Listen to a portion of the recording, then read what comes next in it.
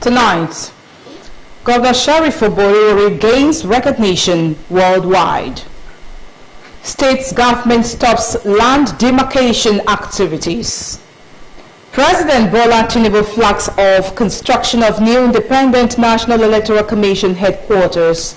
And abroad, Australia scraps discriminatory blood donation ban for gay and bisexual men. A very good evening to you. Thank you for joining us on the Delta Television main news at 8. Joy Uche is my name. The state governor, the Right Honorable Sheriff Oboriwori, has continued to gain recognition nationally and internationally for prompt delivery of quality infrastructure projects in the state. The Commissioner for Works, Rural Roads and Public Information, Mr. Charles Anyago, stated this while briefing journalists on the visit of the governor to Macau, China, and other issues in the state. Esther Oputa reports.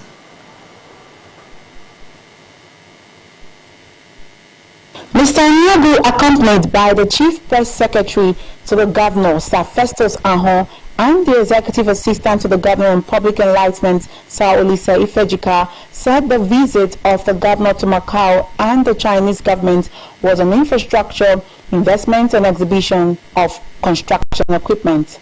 The Commissioner said the visit would spur the Governor to do more as the invitation highlighted his giant strides in infrastructure development, adding that the China Civil Engineering Construction Corporation CCECC recognized the governor for excellence.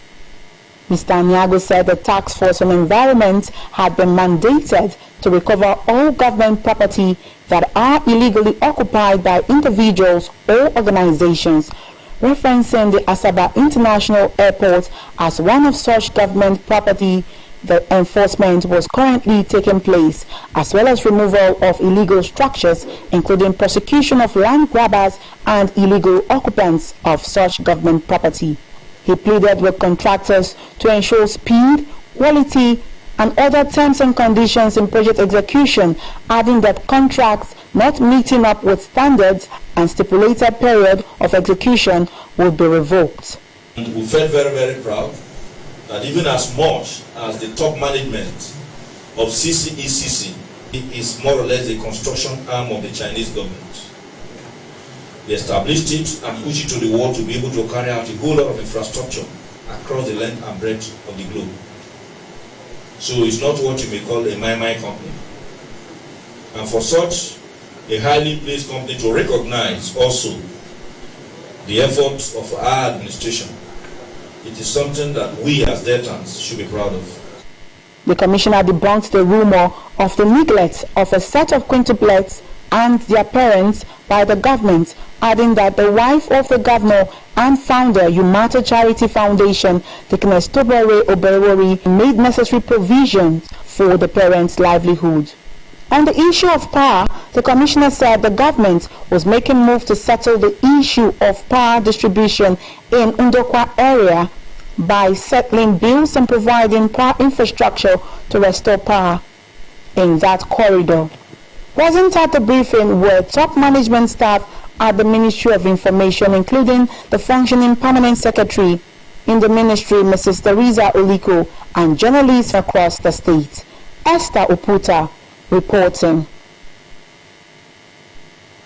The Director General, Delta State Bureau for Communications and Orientation, Dr. Fred Oganesere, has restated the state government's commitment towards the gradual eradication of flooding through the ongoing construction of rainwater bunkers across the state. Dr. Geneseve, who gave the assurance while speaking as a guest on a radio and television program, said the state government would continue to work round the clock through regular inspection of the ongoing construction of various rainwater bunkers. Dr. Geneseve noted that flooding would soon be a thing of the past in the state due to the activation of high-tech equipment and engineering in respect of the multi-billion naira underground floodwater tunnels capable of taking out rainwater in few minutes, no matter the volume. He disclosed that the State Flood Disaster Management Committee, chaired by the Secretary to the State Government, Dr. Kingsley Emo, was working with relevant stakeholders, states and federal agencies to provide necessary assistance to victims of flooding across the state. He commended the State Task Force on Environment, headed by Chief Godspower Yewu, for the tremendous success recorded since its inception. Dr. Geneseve appealed to residents in the state to stop dumping refuse indiscriminately, clean up their immediate environment and drains, unplug electrical appliances during inflow of flood waters, and move all valuables, including household property, to upland areas to avoid being destroyed. The Bureau Chief commended the State Governor, the Right Honorable Sheriff Oborewori, the Governor, for making adequate provisions for flood disaster management in the state. The state government has directed the Umu-Oma quarters of Ishiago and the Ewulu community in Anyaja South local government area to stop all ongoing land demarcation activities and live together in unity as one people. This special advisor to the governor, the special advisor to the governor on peace building and conflict resolution, Chief Edwin Uzo, gave the directives during a peace meeting with representatives from both communities at his office in Asaba. Henry Onogwa reports.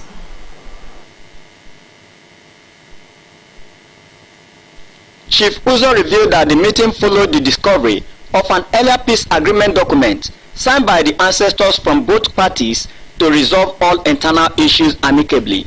He emphasized that both communities have a long history of peaceful coexistence and communal farming on the disputed land, disrupted only by recent development and lack of transparency among community elders. The special advisor assured them that the state government would undertake a fact-finding visit to the disputed land, urging both sides to present individuals with thorough knowledge of the terrain in order to gain lasting peace in the area.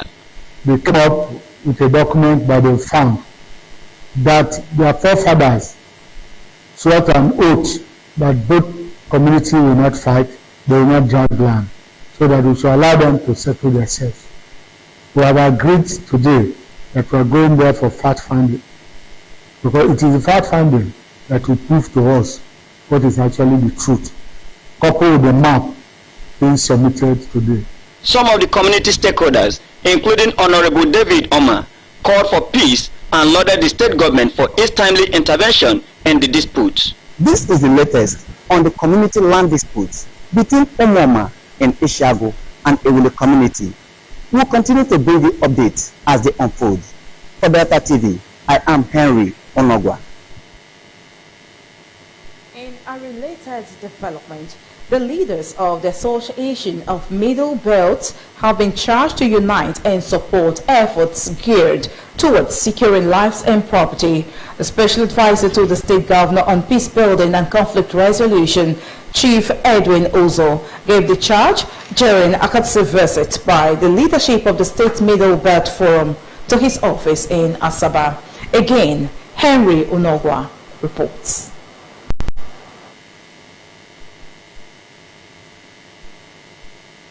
Chief Uzo commended the forum for its peaceful conduct and reiterated Governor Sheriff Oborewori's commitment to building a unified Delta and urged the group to collaborate with security agencies by providing intelligence to help root out criminal elements posing as members of northern ethnic bodies. He also encouraged them to participate actively in the ongoing voters registration exercise to ensure their voices are heard in governance. You must keep to that vote, you must work with us, you must encourage us, we also must encourage you so that from time to time we will be meeting. When there is local government meeting, they will invite you. When there is world meeting, they will invite you. So that all of us will be synerging together, working together. That's what will bring progress and peace. Once we do that together, see that many things will be going fine. The Senior Special Assistant to the Governor on Non-Indigenous, Honorable Jimo Akaba, who led the delegation, commended Chief Uzo for his dedication to peace building, noting that the Oborevwori administration was the first to formally recognize the Middle Belt Forum. He affirmed the group's commitment to supporting the state government's efforts and working for the overall interest of the state. In the Middle Belt Forum, we find it deemed fit that he's a leader that we should have in the forum, and that is the reason why we come here today. Over in the history of Delta states, this is the administration that has recognized the people from the Middle Belt. We are going to put our house in order, bring our people together in multitude to work for the interests of the state and also to work for His Excellency and make sure that he succeeds. Other members of the forum also expressed confidence in the leadership of Governor Oborevwori and the pledge continued support for his administration's peace and the development agenda. Henry Onogwa reporting. President Bola Tinubu has flagged off the construction of a new independent National Electoral Commission headquarters in Abuja, reaffirming his administration's commitment to strengthening Nigeria's electoral system and foster a more robust democracy. The president declared that the new edifice will serve as a hub for innovation, planning, training and transparency in electoral administration. Speaking at the groundbreaking ceremony, President Tinubu stressed that Nigeria's democracy is continuously evolving, necessitating corresponding growth in the institutions that uphold and protect it. He promised his administration's full support to ensure that INEC was adequately equipped, not only with infrastructure, but also with the necessary legal frameworks, policies and resources to effectively execute its constitutional mandates with courage and excellence. Addressing the contractors, supervisors and all stakeholders involved in the project, President Tinubu issued a clear charge stressing the profound significance of their work. He reminded Nigerians that democracy is a journey and called for collective efforts to strengthen institutions, safeguard freedoms and protect the nation's future. The federal government is set to implement a sweeping reform that will link Nigerians' credit scores to their national identification numbers (NIN) as part of a strategy to build a unified, transparent and accountable credit system that leaves no citizen cut off of financial scrutiny. Managing Director of the Nigerian Consumer Credit Corporation, Credico, Mr. Uzoma Nwagba, stated this during a meet-the-press engagement hosted by the presidential media team at the State House in Abuja. Mr. Nwagba said the initiative aims to consolidate credit information across all financial institutions, including banks, fintechs, and microfinance outfits, into a centralized national credit bureau, adding that this would create a robust database of every Nigerian's credit history and ensuring every citizen was accurately scored based on their borrowing and repayment behavior. He noted that the days of loan aversion were fast drawing to a close as the new system would enforce strict accountability. The Credico boss explained that all lenders will be mandated to report loan repayment activities, noting that the effort would also incorporate financial and non-financial data to generate a comprehensive credit scoring algorithm for every Nigerian adult. He noted that improved consumer credit access would reduce pressure on active income and discourage unethical shortcuts. Mr. Nwagba called on all financial institutions to commit to the National Credit Framework, warning that the magnitude of the country's credit gap, estimated at 183 trillion naira, required full private sector participation.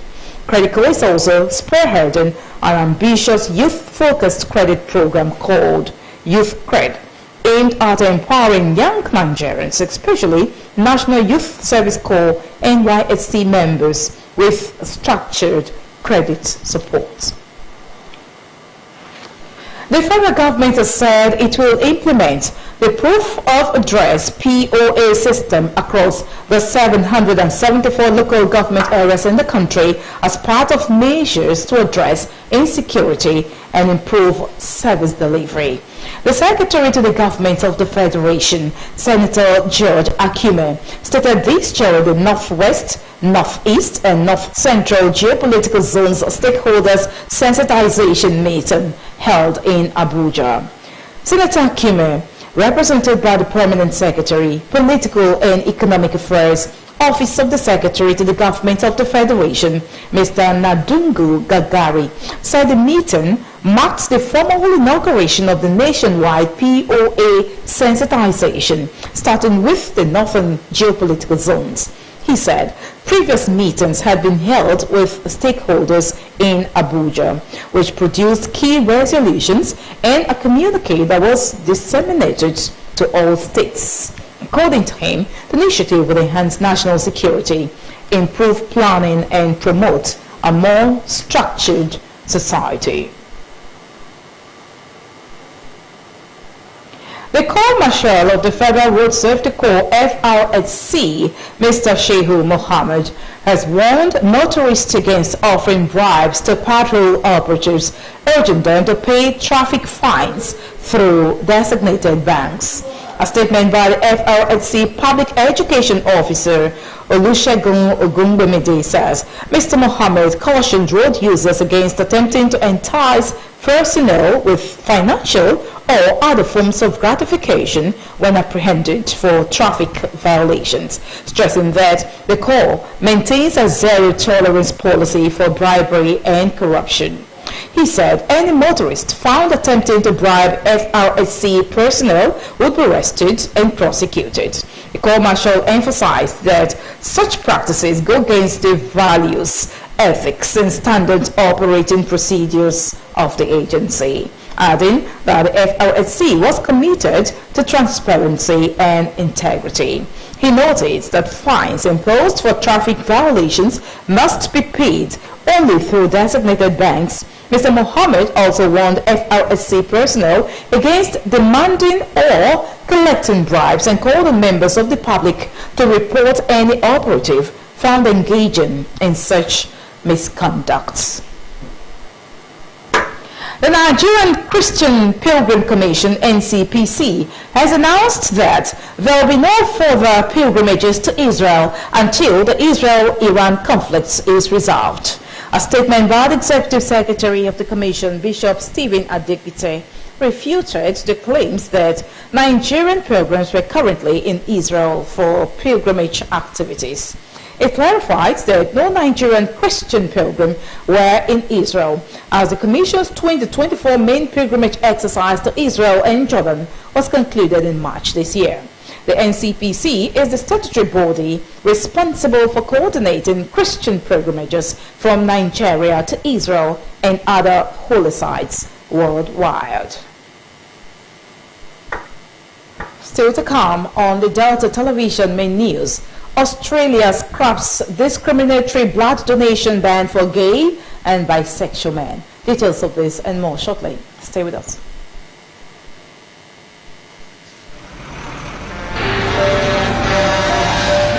If tanker wey carry fuel fall or pipe wey carry fuel for underground burst, wetin you go do? You go begin bail fuel put for your bucket, or you go run comot far for where the fire go soon come. Na only small time you get to take this wise decision. Waka comot, no, that one no dey enough. Shift, no, that one no dey enough. Stay there dey gist and take pictures with your phone. That na madness. Run, yes, run comot. Yes, your life depend on wetin you do. The fire go come at once and you no go fit control am. Why? Petrol dey catch fire easily. Why? Na just small spark go start big fire. So no stay there dey think. Run comot quick to save your life. No throw away your life away because of say you wan pack petrol. Take this advice. This informate na from Public Enlightenment Office, Delta Broadcasting Service, Asaba. Congratulations, you're still in the glory of God. Special invitation. The leadership and members of the Delta State House of Assembly heartily invite Deltans and the general public to the celebration of the second anniversary of the 8th Assembly. Schedule of events include novelty football match between honorable members and members of the State Executive Council. Date, Saturday, 21st of June 2025. Venue, Stephen Keshi Stadium, Asaba. Time, 4 p.m. Thanksgiving service and reception. Date, Sunday, 22nd of June 2025. Venue, the Redeemed Christian Church of God, Region 34 Headquarters, Unity Model Parish, behind Junior Staff Quarters, Asaba. Time, 10 a.m. Reception immediately after the Thanksgiving service at the Legislators' Quarters, Oppenham Road, Asaba. Announcer, Honorable James Ogoye, Chairman Planning Committee.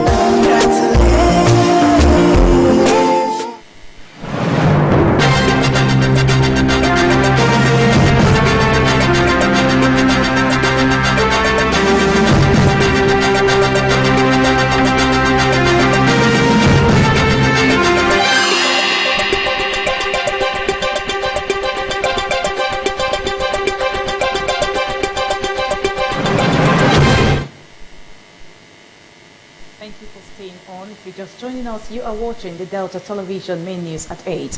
We're going straight to the foreign scene. Australia has lifted the rules that effectively banned all sexually active gay and bisexual men from donating blood and plasma. The rules, originally introduced to decrease the risk of blood donations from groups with a higher chance of HIV exposure, will begin being revoked from next month, following similar moves in the UK and US. National Blood Donation Service Live Blood says Australia will become the first country in the world to remove all sexual activity-based restrictions on plasma donation. The new rules have been approved by the country's health products regulator and were estimated to expand the donation pool by 625,000 people. The Lifeblood's chief medical officer, Mr. Jo Ping, called the changes a significant milestone. Still in abroad, Moscow's security chief has said North Korea will send thousands of workers to help rebuild Russia's war-torn Kursk region. The Russian Security Council Secretary, Mr. Sergei Shoigu, who held talks with North Korea's Kim Jong-un in his capital Pyongyang, described the deployment as fraternal assistance. Neighboring South Korea and Japan were quick to condemn the plan, with Seoul saying it was a violation of UN sanctions on North Korea. For months, concerns had swirled of deepening military collaboration between the two states, amidst reports of thousands of North Korean soldiers helping Russia fight its war on Ukraine. And back home, the Central Bank of Nigeria, CBN, has introduced temporary restrictions on the payment of dividends and bonuses by a small group of banks as part of its broader strategy to strengthen the financial sector. The measure, which targets institutions which the CBN did not name, still recovering from the effects of the COVID-19 pandemic, was designed to reinforce their capital buffers and ensure long-term resilience. This development was made public by the Acting Director of Corporate Communications at the CBN, Mrs. Hakama Ali, who explains that a decision is part of a broader reform framework initiated in 2023. The reforms aim to position Nigeria's banking sector as a solid foundation for the country's long-term economic ambitions. According to the CBN, many banks have already complied with or are on track to meet the updated financial requirements ahead of the March 31, 2026 deadline. A few institutions, particularly those that received support from the PIGS Bank during the pandemic, are still in the process of recovery and capital strengthening. The central bank clarified that these actions are not an indication of systemic instability, but rather standard regulatory practice adopted globally to assist financial institutions through post-crisis periods.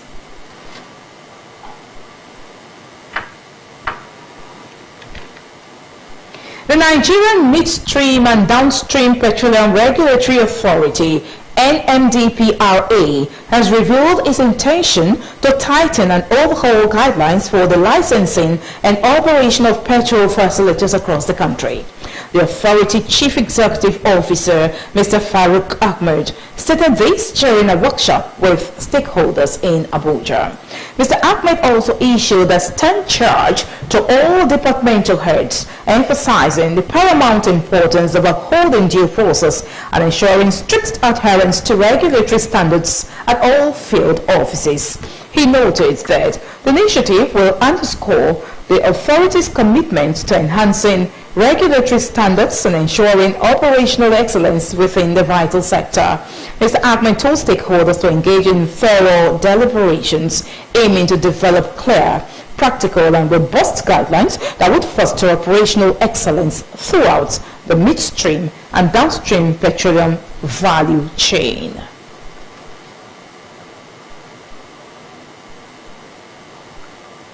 In sports, fixtures for the 2025-2026 Premier League season have been released as Manchester United host Arsenal in the first Super Sunday of the 2025-2026 Premier League season, with Liverpool, Manchester City, Chelsea and FA Cup winners Crystal Palace in a Bomber opening weekend. Manchester United began their first full season under Ruben Amorim on August 17 at home to title hopefuls Arsenal. The Red Devils will also face Man City and Chelsea in their opening first 5 games. Mikel Arteta's Arsenal have a daunting start, playing Leeds, Liverpool, Nottingham Forest, Man City and Newcastle in their first 6 games. Champions Liverpool will raise the curtain on the new season against Bournemouth at Anfield on Friday night football on August 15. Pep Guardiola's new look Man City will take a trip to Wolves on the evening of Saturday, August 16. UEFA Conference League champions Chelsea campaign kicks off with a game against FA Cup holders Crystal Palace on Super Sunday before newly promoted Leeds United host Everton at the Elland Road in their first Premier League game since 2023. Aston Villa welcomes Newcastle in the early kick-off on Saturday, August 16, before Sunderland mark their Premier League return at home to West Ham at 3 p.m. Europa League winners Tottenham begin live under new boss Thomas Frank at home to newly promoted Burnley, while Brentford head to Nottingham Forest and Fulham visit Brighton in the other 3 p.m. There are no games scheduled for Boxing Day, but the Premier League has clarified that the matches listed for Saturday, December 27 are available to switch to Boxing Day. The Premier League has also confirmed that no top-flight club will be requested to play twice in fewer than 48 hours before December 27, or rather between December 27 and December 30, when another full round of games will be held. Each club has a home match on either December 27 or January 3, with travel reduced on December 27 and December 30. And still in sports, a marketing campaign called Mission X has been launched by the Nigerian Football Federation to encourage and motivate Nigerian football supporters both domestically and abroad to back the Super Falcons bid for the 10th Africa Cup of Nations Championship in Morocco next month. Having won 9 of the 12 championships since the Confederation of African Football first organized the competition as a tournament in 1998, Africa's most decorated women's national team is going to Morocco with the only goal of winning an incredible 10th championship. NFF General Secretary Dr. Mohamed Sanusi said the Mission X campaign is geared towards supporting the Super Falcons campaign for a 10th continental title. Dr. Sanusi noted that the NFF wants the Super Falcons to feel the energy of football-passionate fans everywhere they go, from Abuja to Casablanca, where they will play their group stage matches, and at any other venue they have to play their knockout games in Morocco. That's our news. Here is a thought for the day. There are no mistakes in life, just lessons.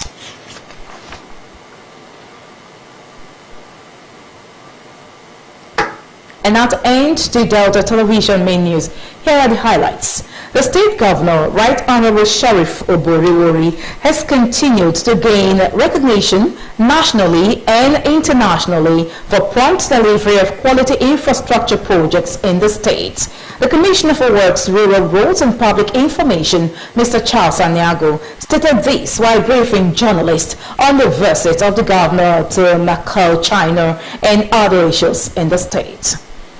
The state government has directed the Umuoma quarters of Ishiago and the Ewulu community in Aniocha South local government area to stop all ongoing land demarcation activities and live together in unity as one people. The special advisor to the governor on peace building and conflict resolution, Chief Edwin Uzo, gave the directive during a peace meeting with representatives from both communities at his office in Asaba.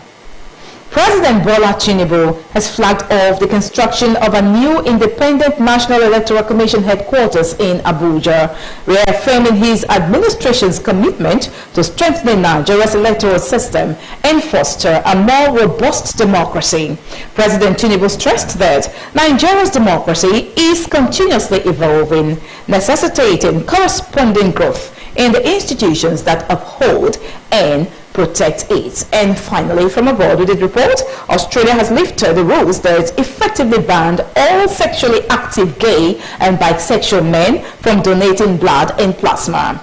The rules, originally introduced to decrease the risk of blood donations from groups with a higher chance of HIV exposure, will begin being revoked from next month, following similar moves in the UK and the US.